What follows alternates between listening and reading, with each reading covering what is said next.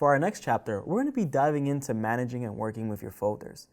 As we know, we're working with tons and tons of emails throughout the days, and creating and managing your folders is a great way to neatly organize the incoming messages and the outbound messages in your Outlook device or Outlook application in a way that's easy for you to follow along. So for this first step, we're just going to take a nice little tour of the folder pane, how to find your folders, how to navigate them, how to sort them through. And then in the next series of videos to come, we'll dive a little bit more in depth into how we actually create them, how we work with our favorites, and so on and so forth. It's going to be a great chapter. It's going to be really informative. Let's jump right into it. So I'm here on my home page of my Outlook inbox screen. To access the folder pane, it's actually been something we've been playing around with a lot in the first couple of chapters. We just haven't really highlighted it much. It's that left-hand side of the screen here. So as you can see, this was the place that we kept closing and opening and closing and opening. And if we open it up and we pin it, we have access to all of our folders. So Outlook will automatically create a set of folders that you'll use anytime you log into any email service. So let's just do a quick tour on what each of these are and how we can access the information in them. So as I said in the beginning, on the left-hand side of our screen, we'll find all of our folders. The main one that you'll usually see at the beginning if you haven't created your own is the inbox. Pretty self-explanatory, but the inbox is where we're going to get most of our email streams that are coming in and out. Now within a folder, we can create some subfolders, which is what I've done here now. And we'll talk a little bit about this in later videos, but we can create some subfolders within it, just to help us organize, put everything neatly where we want it. One thing to point out about the inbox folders as well is that you'll often see this clutter folder. We'll talk a little bit about how you can create a clutter folder and how you can move spam messages or messages that don't have that same level of importance into your own clutter folder. But for now, we're going to close out the inbox here. We also have our deleted items. I mentioned this in an earlier video, but when you delete an email, when you delete an attachment from an email, you may think that that's a permanent deletion, but that is not the case. In general, when you're deleting an email, it'll actually move that email to the deleted items folder. Now within that folder, you'll have all of those items that you have deleted at some point or another.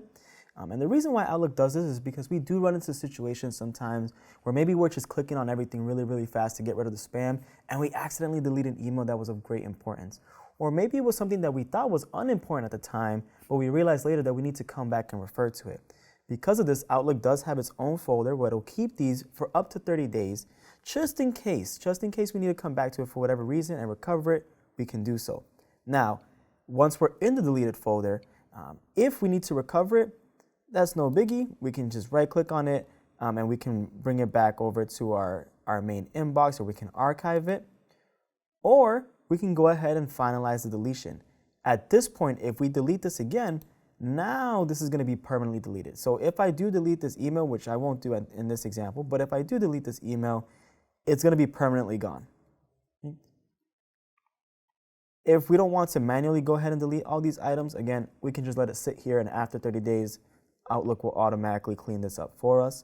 So just for example, I'm going to go ahead and delete this one here. I'm going to click on the trash can icon. Outlook will let us know that it will be permanently deleted. We say yes, and now it's gone. In addition, we have an archive folder. So one of the options that we have when we're working with incoming messages is the ability to archive them. If we do so, they'll appear here. And then we have our drafts folder. The drafts are any email that you started to create but weren't able to finish for whatever reason. So maybe you forgot to put someone in the to. Maybe you forgot to, you didn't finish typing out your body. And say for whatever reason you accidentally X'd out, which happens to me all the time. Microsoft will actually save a draft of that email. You can come back in here and finish it at any time, which is really, really helpful. Then, of course, we have our junk folder. If you're getting any incoming messages that aren't from recognizable email address, or maybe it's email address that Microsoft knows ahead of time that it is considered a spam or a junk email, it'll automatically move things to your junk email folder.